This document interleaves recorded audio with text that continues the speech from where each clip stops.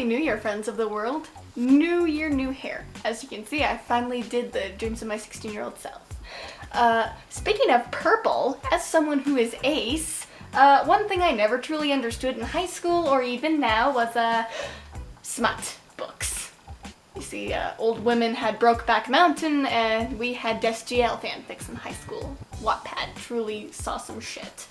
But I plan on sacrificing my precious eyes for you all to truly find out, what's the hype of these things, or in other words, what's the worst that these books can do. So, let's see here. 2014 winner, Desert God by Wilbur Smith. As her hair was piled high, but when she shook her head it came cascading down in a glowing wave over her shoulders and fell as far as her knees. This rippling curtain did not cover her breasts, which thrust their way through it like living creatures. They were perfect round breasts, white as a mare's milk and tipped with ruby red nipples that puckered as my gaze passed over them. Her body was hairless. But she had long hair to her knees, but also her body had no hair at all. I spread his buttocks with both hands to contemplate the purplish rosette of his butt, blinking gently like an eye. I put my nose to it and breathed in.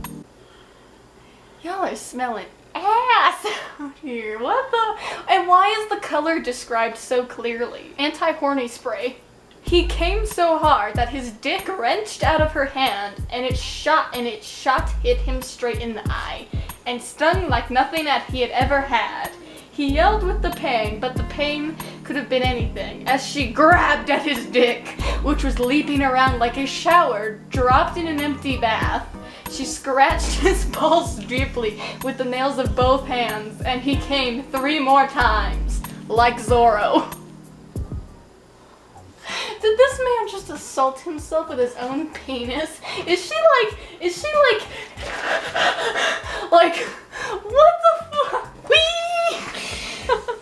I want to know so badly how women read these books and are genuinely aroused at this, because this is fucking hilarious. He licked his eyebrows seductively. He licked his what? He licked his eyebrows seductively. There's a picture! There's a picture! I don't want to see the fucking... What is it?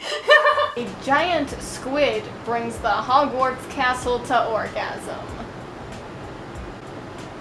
The castle where the Hogwarts castle is alive and is very lonely in the summer because the students have left for the summer.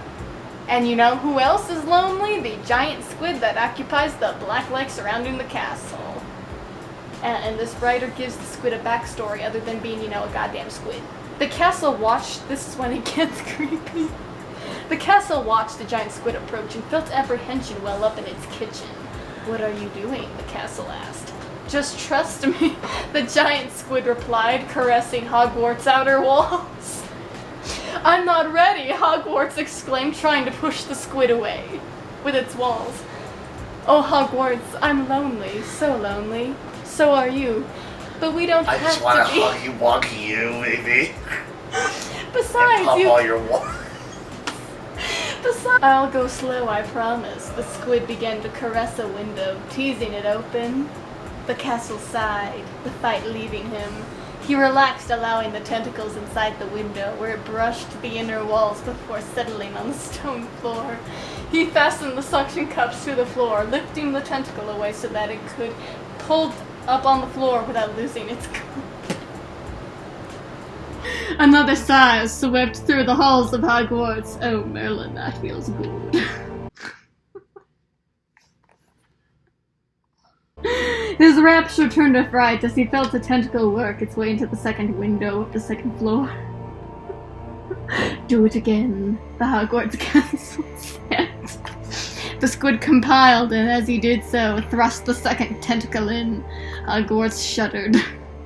He waited for the castle to calm down before sending another tentacle on the search. He felt the need to fill Hogwarts as much as possible. He raised another tentacle, caressing the outer walls, running along windowsills, tracing individual bricks. So caught up in the bliss, Hogwarts didn't notice the squid slipped in a third and fourth tentacle. this.